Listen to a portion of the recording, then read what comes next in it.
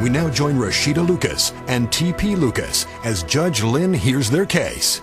Mr. Lucas, you have brought Mrs. Lucas here to court in order to recover either your 2000 Camry that you said you upgraded or the value of the upgrades that you put in the Camry that you say she took. And I know that you're wearing sunglasses, which usually is not permitted in a courtroom, but I understand that you have an eye issue, glaucoma, and the lights are bothering you. Mr. Lucas, I'm going to start with you. Why don't you tell me how we got here and why it is you've needed to come to court to get this car back? Well, Your Honor, everything, there was nothing wrong, nothing. You know, everything was normal at my house. Everything was normal? Nothing wrong, nothing. Rashida told me, baby, I'll be back, and she left. You know, this was back in November. Mrs. Lucas, Mr. Lucas says you had a great relationship. Yes, we had a wonderful relationship. Why don't you tell me what was wonderful about it? It was wonderful. We were like best friends. I believe, you know, he's my soulmate. Everything was fine except... Except? He was too nice.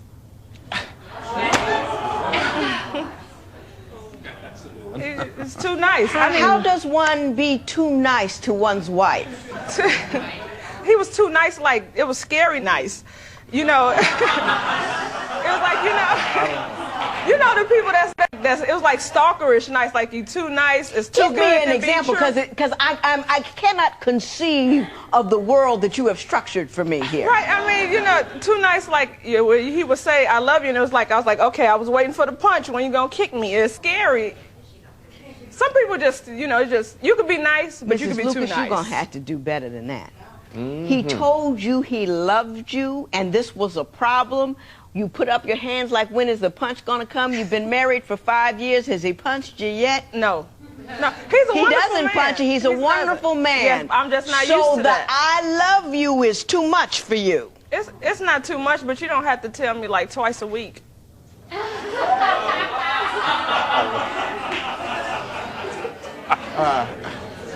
Can't figure that. So if I found you a brother that would run around on you, call your names, and smack you upside the head, you'd be in heaven. No, he don't have to call me names or smack me, but... He can run around on you. No, not that either, but... What do you want from a man, Mrs. Lucas? Yes. I mean... She told me that's what she wanted. What did she tell you she wanted? Well, she told me she wanted somebody to cherish her and don't run around on her. You know, all the things that a good man and a good woman should want out of each other. We agreed that, because I had been married before, and my ex-wife, oh my goodness, she scared me. If I ever did it again, it was gonna be better than any other marriage, and I made the promise for keeps. It wasn't to be playing around, you know, and if nothing's wrong, where are you going? You know, there are women that would pull her head off her neck for a guy like me.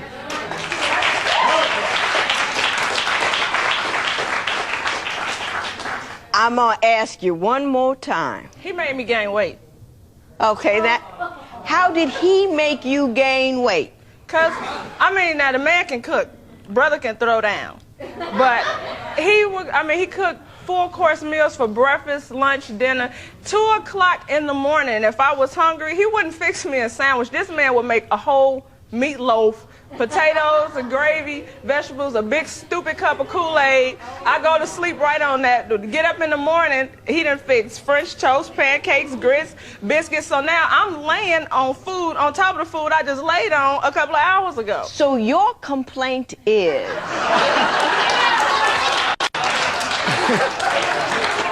that this man cooked too often and too well, and he made me gain weight. Mrs. Lucas, have you lost your mind? No.